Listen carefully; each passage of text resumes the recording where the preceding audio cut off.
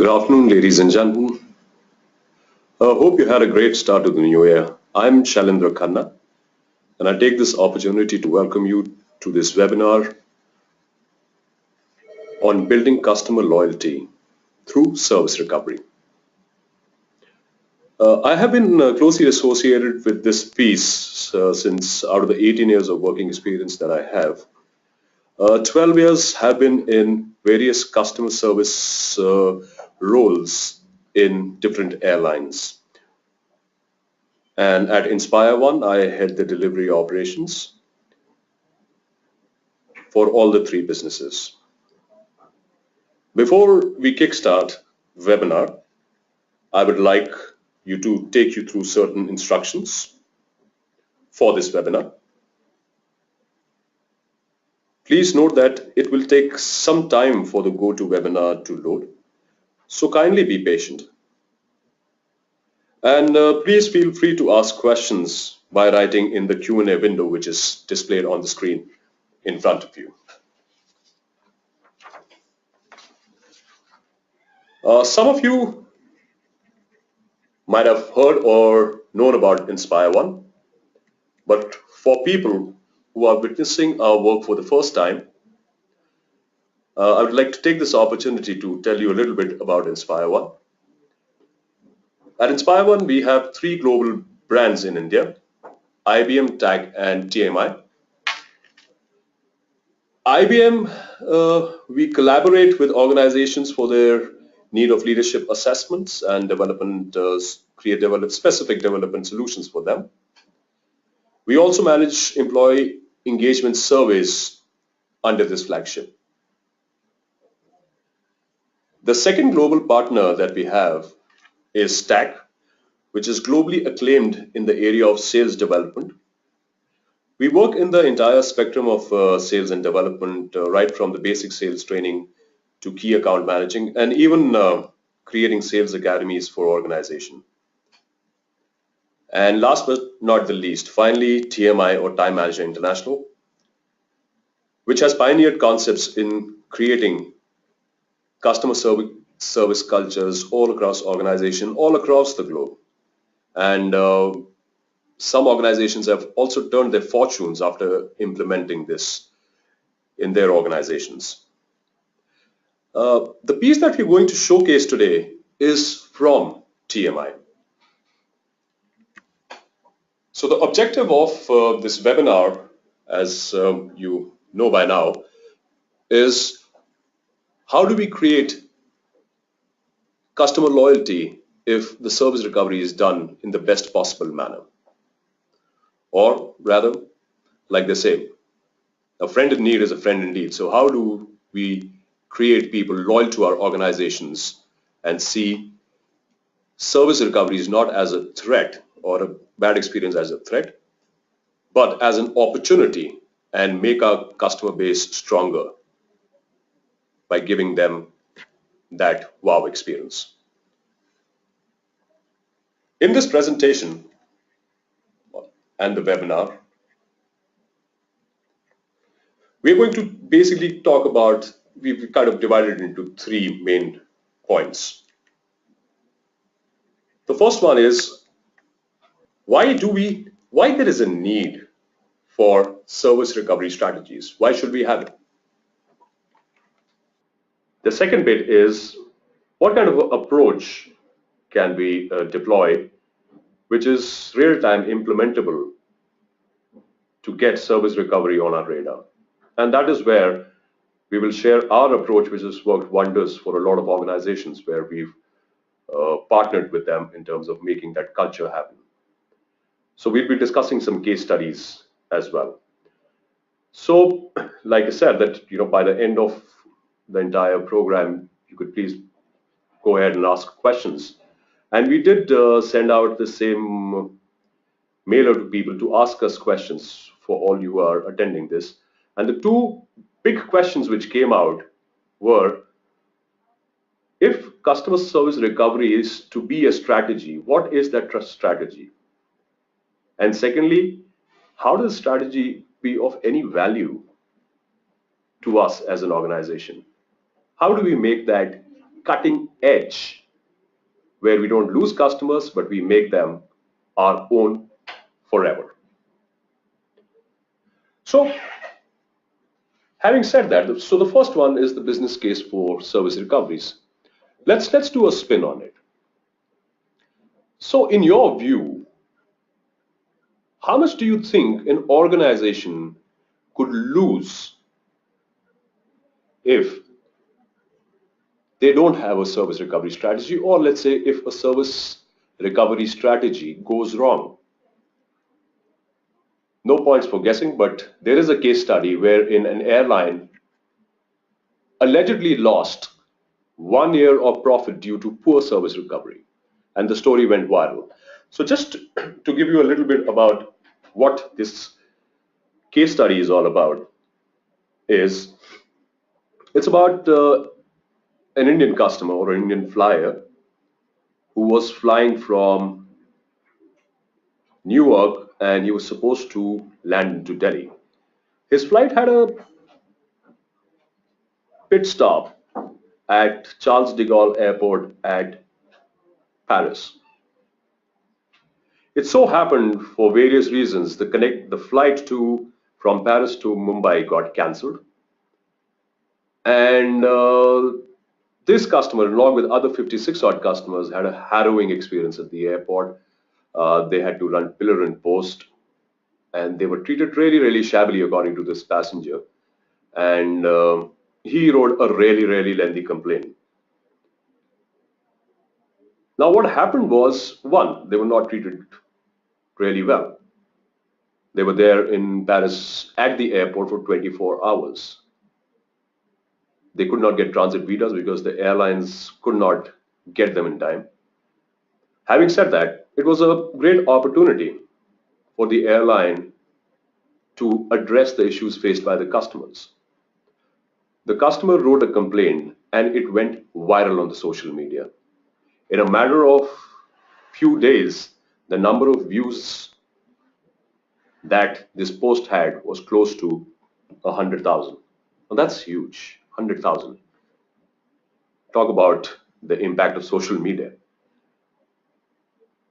And this airline took 18 days to get back to him with a reply, and the reply apologized like we all do in terms of any customer service recovery. Hey, you know what, we are sorry. And they ask him for his account number so they can give him or compensate him for what he suffered for. Now, this even spread the fire even more. And what were the couple of reasons? Because the two reasons were, one, the reply was lame. That's not expected, right? And the second one, it was trifling too late. 18 days. It's quite an amount of time. So this is what happened, and allegedly this airline, about 500,000 people took up a campaign of saying that we don't want to fly this airline anymore. And there were more complaints which keep on coming out. So the brand of the airline or the perception of the airline took such a big hit that it's still reeling under that. And it's become a classical case of reference when it comes to service recovery of what not to do. Now, talking about customer perception, Mercer had done a huge survey, an extensive study on the formation of customer perception about the organization. The study showed that the customer perception got more impacted by situations where problems needed to be resolved.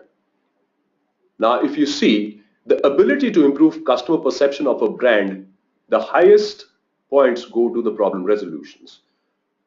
That is to say that if my problem is resolved in a satisfactory level, in my perception, the organization cares for me. However, if it's otherwise, it weakens it. And besides the study, and we are in a very globally customer-centric world right now, this is an absolute no-brainer now, isn't it? But customers do have, I mean, it is really difficult to take care of all the expectations because of the customers, because the expectations are varied. We will have customers who might not really like what is an offer, or it does not meet their expectations, and they go home unsatisfied. So the question arises, how many customers complain actually out of the unsatisfied customers? Another survey for you, which was done, says that for one customer who complains, one customer is directly proportional to 27 customers who are unhappy about our services. And this is a top survey which was done in the United States of America. It still holds really good. What do 26 people do? Now, one is complaining. I can take care of that. What do 26 do? Why don't they complain? Now, here's the interesting thing. They do not complain for various reasons, because where to complain, who to complain to, what is going to happen? Who wants to make that kind of effort? There's so many other service providers, I can just switch to another one. I remember when I was growing up, and getting a telephone connection was such a big deal. And I'm from one of the nice places of India in up north called Shimla. And if the phone would go dead, we would go to the telephone exchange, we would send in applications, try and talk to them, get it all sorted out. And because we didn't have an option. Right now, you'll be surprised, and I think so most of you would understand my case. I don't even have a MTNL or a BSNL line anymore. Forget that. If I am a mobile service user, like possibly an Airtel, if something happens with Airtel today and I'm not satisfied with Airtel, do you think a working professional like me would have the time to go to them? Or would I make the effort to go to them? I might, or I might not. The chances are for the latter are even more. I would rather switch on to maybe an Idea or a Vodafone. Restaurants, bank, name it. Automobile industry, manufacturing. The point is we have a lot of choices right now. Since there's so much of competition, there's so many market players, the organizations can only survive if they have a very broad customer base. Now what happens? Initially we see when we launch a product, we launch something, launch a new service, there's exponential growth. We keep on getting past customers to us, and the bottom line looks really good. And after a while, it starts getting stagnated, and that is the time where everybody thinks, all right, let's get new customers, let's acquire new customers. And there is an entire marketing brisklet which goes behind that. We'll spend a lot of money on social media, on televisions, on print media, telling everyone, making them aware what our products are all about. But it's not proportional. So we are adding a lot many customers to our portfolio, but the growth is not exponential or not directly proportional to what it should be. And what could the reason be? Because our focus is on acquiring new customers. But heck, what about the dropouts? If 26 people are going to drop out, then it's a huge number, right? And let's talk about the cost, right? Just the cost of acquisition. The cost of acquisition, according to surveys, is far more than retaining a particular customer. In fact, it costs at least 7 times more to win a new customer than to keep an existing one. Now, why do customers drop out?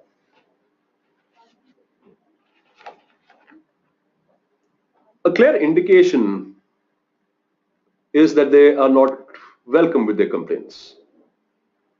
And an indication of an inappropriate way of processing complaints is one of the major reasons for that. Customers do not feel that their complaints are welcome at all, right?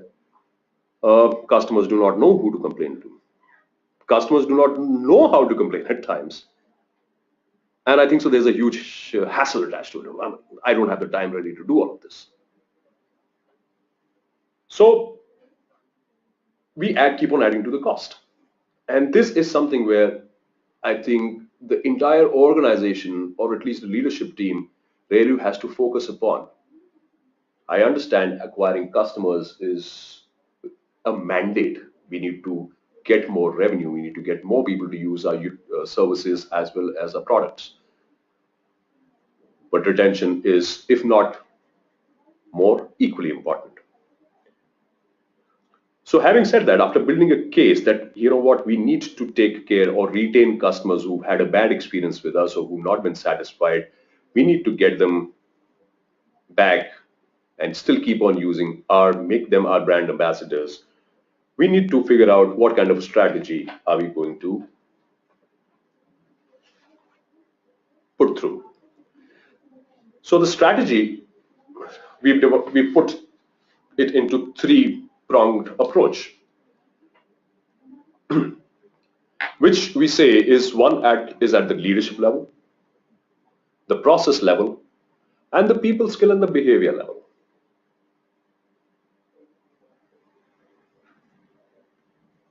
Now let's take them one by one. When the leadership is in tune that retaining customers is more important or equally important than acquiring, and they set an example forth by their actions and they create a mandate, then everybody sees the importance of that. That is what we call leadership immersion. The leader needs to be immersed in how the customer is feeling, what is happening at the ground level, and then through various authorities that he or she possesses, to make the frontline staff also aware that we are serious about retaining our customers. The customer gets a sense that everybody wants me over here. The second one is the process level. How do we make it? So one of the things that we spoke about earlier was the customer does not know where to complain. So let's make complaining accessible, where if I've had a bad service for whatsoever reason, I should have a place where it will get addressed. It should be visible. It should be accessible. And then how do we create a process around it? And the last one which is a trademark TMI concept, which is called a complaint is a gift. This is what our people should be doing at the frontline level when they are interacting with the customer who needs service recovery. So let's take the first one, which is leadership immersion. The first step is defining service recovery as an imperative.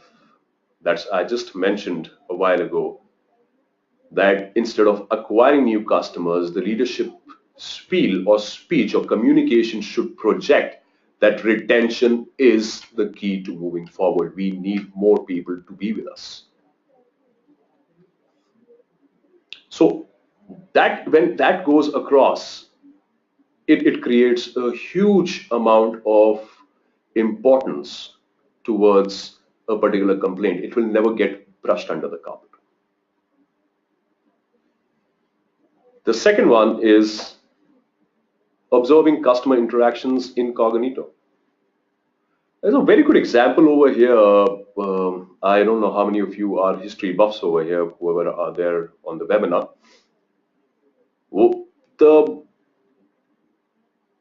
In the recent past, or the Mughal era, one of the emperors who's regarded as one of the most successful emperors of uniting and keeping India, or the golden era of the Mughal rule, was Jalaluddin Akbar. And Jalaluddin Akbar, if you've read the stories, used to dress up like a common man and just stand in the bazaar of Agra and listen to what was happening. What were people talking about his government? And historically, the jizya, or the tax which was levied on the Hindus, was taken away because he heard one of few of his subjects talking about uh, how this tax was hurting them.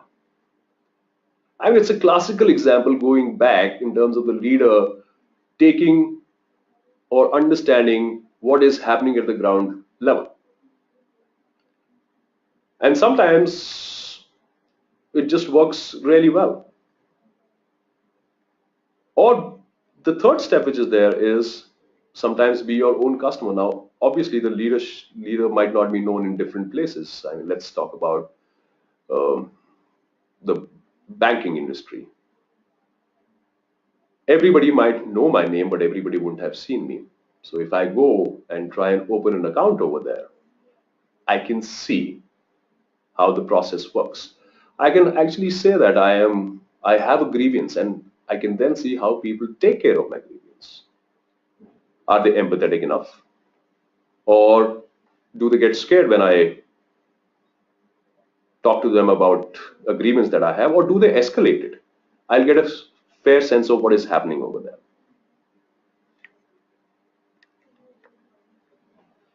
The next step, which is the customer interviews, there is nothing better than what comes from the horse's mouth. We can have immense amount of feedback surveys, but nothing what the customer feels, what he tells you face to face or over a telephone, is far from the truth. It is the gospel. He's telling you what he's experiencing right now. He's not making it up. That's the best source of understanding how things are working. A great example over here is a person I personally idolize a lot, and he is in terms of customer service, and he is the grand old man of the Indian hotel or hospitality industry, uh, Rai Bahadur MRS Oberoi, who started the Oberoi flagship. And if you read his book called Dare to Dreams, there's this one snippet where he gives a lot of attention to this. That I used to ask my customers what is working for them and what is not working for them. So the story goes like in the Oberoi Mumbai, there was he was sitting and he was having his breakfast in the coffee shop, and there's this lady who left half a juice and did not finish it, and she walked off. So Rai Bahadur Oberoi got up, and actually he lived at a very ripe age of 90 plus. He ran towards the lady and asked her, he says, "Ma'am, could you please tell me why did you not finish that glass of juice?" So she said, "Well, I think it was not really cold enough for the sweltering Mumbai heat." And from there, everybody saw the managing director or the chairman of an organization running towards a customer taking feedback. The process flowed. Now, if you go to Oberoi's, you will never get a warm glass of juice. And everybody saw it. And he encouraged all of his people to start asking guests what they wanted and how could they improve their services. Now, if you see, it's become a norm. If you go to a hotel, people will ask you, "So how was your stay? So anything else we can do? How can we become better?" So that was the trigger point in the Indian hospitality industry at that point of time. Now, once I have collated enough of data as a leader in the first four steps in terms of sending a message or making customer retention important, going incognito and you know hearing to the customers, talking to the customers, and trying to be your own customer, I'll get a good data to understand where the gaps are and what are the enablers which are working. So in terms of the gaps, we need to, as leaders, the leaders need to prioritize three of these gaps and say, "Hey, you know what? These are the three things that I'm going to work." We'll not be able to work on all of them, maybe. The most critical ones. We work on them, and ensure that these go well, and then build a process around it. And that is what the third step is all about. The second step is possibly listening posts.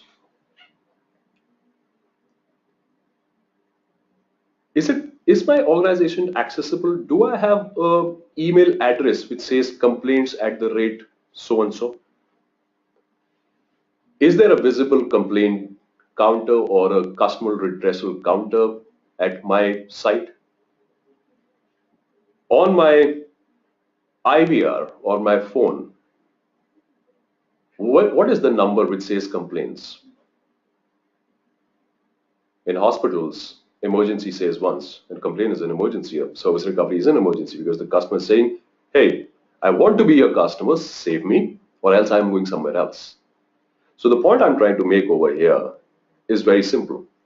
How accessible am I making my organization in terms of complaints? If I can just press 1 for complaints on speed dial, that means that showcases that complaints are welcome. Do I have an email address which says complaint at the rate so and so? Do I have complaint counters? Now, when I say complaint counters, you could term them better. Could be service redressal. Do we have relationship managers or people who take care of complaint services? And are they competent enough? And do my all employees know what am I supposed to do in terms of my communication? How empathetic am I supposed to be when a complaint comes? Am I supposed to take the complaint in the right sense of it, or am I supposed to be afraid and run away from it? Do they have the right kind of attitude towards complaints? Now, that what all of this does, if the answer is overwhelming yes, that means we have a great service recovery culture in our organizations, and we are going to have a lot of loyal customers. If the answer is maybe or no in most of them, then there is something where the leadership emotion has to take place all over again. What this all does is makes it easy for customers to share that kind of feedback. And then the employee should be empowered enough. When I say enough, that is underlined because my experience, empowerment is always less, isn't it? But they're empowered enough to respond. The turnaround time for a particular complaint has to be as less as it can be made. For a very simple reason is that the more it gets delayed, the more the anger gets built up. You clearly saw in the example that I gave about Air France, how it took them about 18 days. Now, another example of an airline who did things a little differently, and they have been rated for several years one of the best on customer service. In fact, everybody is very, very clear about Moments of Magic by Jan Carlson. Now, when Jan Carlson was turning around Scandinavian air systems, one of the instances what happened was that the catering or the food for a particular flight, which was supposed to fly from Denmark to Stockholm, forgot food. They did not forget food because being on time was so huge on the agenda that the pilot took a decision that he will fly without food. So they had beverages. So he took that decision, and the early 1980s, food was very integral, not that what we have right now in terms of what you have to pay. So he took off, and he made an announcement, ladies and gentlemen, welcome on board Scandinavian Air Systems. I would like to give you a good news and a bad news. The good news is, and coming from the pilot, people got a little scared, right? So he says, the good news is that we've taken off on time and we're reaching our destination on time, so you can go be home with your kids. The bad news is that we don't have any food on board. And it was unprecedented that you fly without food. So there were passengers who started complaining. So the in-flight or the air hostesses or the cabin crew took a decision that time, and the lead cabin attendant made an announcement. Ladies and gentlemen, we have a further good news. Drinks are on the house. So what I'm trying to say over here is that the person was empowered and the complaint was addressed at that point of time with an alternative. So the responsiveness has to be really, really fast. We can't just sit on it. Once the process has been made, this is what I kind of relay down to my people. Then my people should address the complaints the way they should. They should have the skills, they should showcase the behaviors which say the complaints are welcome, they are not a problem, they are opportunities of creating loyal customers. A complaint is a gift. Now, traditionally, what happens when you get a complaint? I can tell you about me. If somebody, when I started my career as a possibly a steward in a hotel, and if somebody complained about a particular dish, the first thing that used to come out of my mouth was, "My apologies, sir, I'll replace the dish." It went all right. But the problem with an apology is if it's not done with the right intent, it is just like an insult. So also to make why we say that people should welcome